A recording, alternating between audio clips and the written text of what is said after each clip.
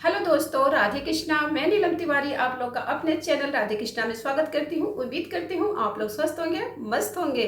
भोलेनाथ की कृपा आप सभी लोगों पे बनी रहे। जैसा कि आप लोग जान रहे हैं, आषाढ़ मास का जो मास है वो समाप्त होने वाला है। सावन माह शुरू होने वाला है। सावन माह में भोले बाबा की पूजा अर्चना की जाती है। भोले बाबा की कृपा प्राप्त करने के लिए ये महीना जो होता है सर्वश्रेष्ठ होता है और भोले बाबा को पसंद है। तो इस महीने में चारों तरफ हरियाली होती है, चारों तरफ का वातावरण बहुत ही सुहावना होता है। तो चलिए बताते हैं कि श्रावण मास कब से शुरू हो रहा है और श्रावण मास में क्या क्या चीजें करना चाहिए जिससे कि आपको धन लाभ हो, स्वास्थ्य लाभ हो और घर में सुख शांति रहे। तो चलिए, इससे पहले अगर आप लोग नए हैं मेरे चैनल पे तो प्लीज मेरे चैनल को सब्सक्राइब करिए, बेल आइकन को प्रेस कीजिए ताकि मेरी वीडियो का नोटिफिकेशन सबसे पहले आप तक पहुंचे। तो देखिए, जो श्रावण मास है 2023 में जो है वो 4 जुलाई से शुरू हो जाएगा। 4 जुलाई से पहला जो श्रावण मास का प्रतिपदा चीज है वो शुरू हो जाएगी।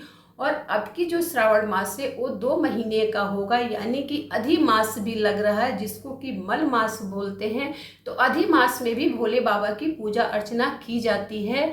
इसमें जो है कि जो अधि मास लगता है उसमें जो मांगलिक कार्य हैं वो वर्जित हैं, पूजा पाठ नहीं वर्जित है। सिर्फ जो मांगलिक कार्य हैं उनको नहीं किया जा सकता है। तो इसलिए जो अधि मास में आप लोग व्रत त्योहार अगर नया उठाना चाहते हैं तो प्लीज मत उठाइएगा।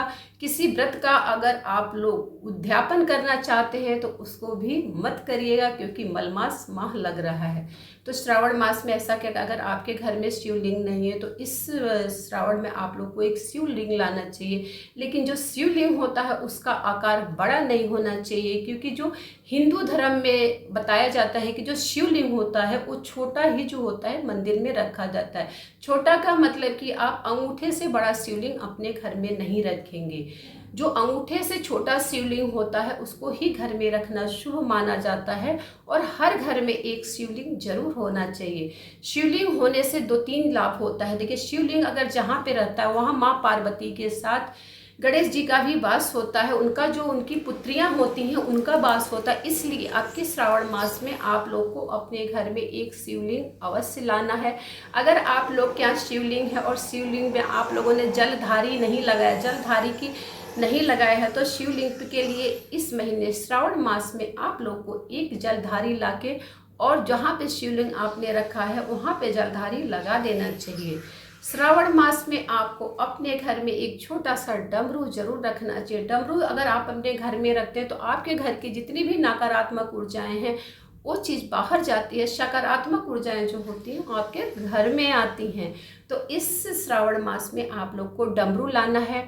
और एक चीज़ और है कि जो आप लोग को करना है, अगर आपके घर में बेल मिल जाए, बेल का जो फल होता है उसको आपके घर में लाना है, उसको तोड़ना है, तोड़ के उसको सुखा देना है। सुखा देने के बाद उसका भस्म बनाना है। भस्म बना के आपको एक डिब्बी में रख देना है और रोज जो शिवलिंग है उसका अभिषेक उसी भस्म से करना चाहिए। आपकी सभी मनोकामनाएं इस भस्म से लगाने से पूर्ण होती हैं।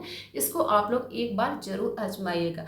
भस्म कैसे बनाना है, जब वो बेल सूख जाता है, सूखने के बाद जो उसके छिलके होते हैं उसको आप जला के राख बना लीजिए और राख जब हो जाती है तो उसको एक डिब्बी में रख लीजिए। क्योंकि बेलपत्र जो होता है वो शिव भगवान को बहुत ही प्रिय होता है। बेलपत्र अगर आप नहीं चढ़ा सकती हैं तो बेल का भस्म भी आप शिवलिंग पे इतना जो सोमवार व्रत आप करती हैं उस दिन अगर आप चढ़ाती हैं तो आपका जो व्रत जिस मनोकामना के लिए करती हैं वो चीज़ पूर्ण होती। अगर किसी महिला के मान लीजिए शादी के बहुत साल हो गए, उनको संतान सुख की प्राप्ति नहीं होती है, तो अगर वो इस भस्म से शिवलिंग का अभिषेक करती है, लेकिन ध्यान रखिएगा शिवलिंग को टच नहीं करना, यानी कि छूना नहीं। जो भी आप पूजा पाठ महिलाएं करेंगी वो शिवलिंग को ऊपर से करेंगी। शिवलिंग को छूना जो है वर्जित होता है, खासकर महिलाओं के लिए। तो आपको जितना भी शिवलिंग की पूजा करना है ऊपर से करना। अगर जलाभिषेक करती है वो भी ऊपर से करिए, कोई भस्म चढ़ाती है तो वो भी ऊपर से करिए। तो इस शिवलिंग जो भस्म हमने बताया उसका बहुत ही चमत्कारिक लाभ होता है, आप लोग को करना चाहिए। उसके बाद अगर आपको घर में अगर नाग नागिन का जोड़ा चांदी का बनवा के इस जो श्रावण में आप अपने मंदिर में स्थापित करते हैं तो यकीन मानिए धन वैभव की कमी आपके घर में नहीं रहती। आपको किसी के आगे हाथ फैलाने की जरूरत नहीं पड़ती है। तो जो कुछ चीजें हैं जो भगवान को प्रिय होती हैं, हमें भोलेनाथ को प्रिय हैं, उस चीज को आपको अपने घर लाना चाहिए।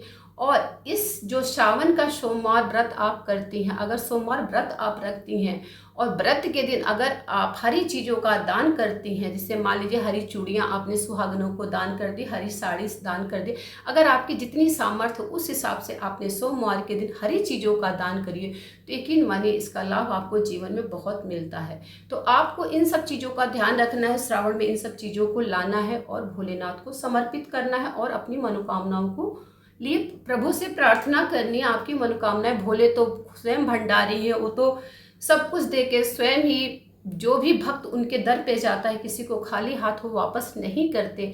इसीलिए आपकी जो भी मनोकामनाएं होती हैं उस भस्म के द्वारा भी प्राप्त होती हैं। ये भस्म बहुत ही चमत्कारी है, आप लोग इसको जरूर बनाइएगा, जरूर आजमाइएगा। अगर इससे आप लोग को लाभ होता है तो कमेंट जरूर कर दीजिएगा।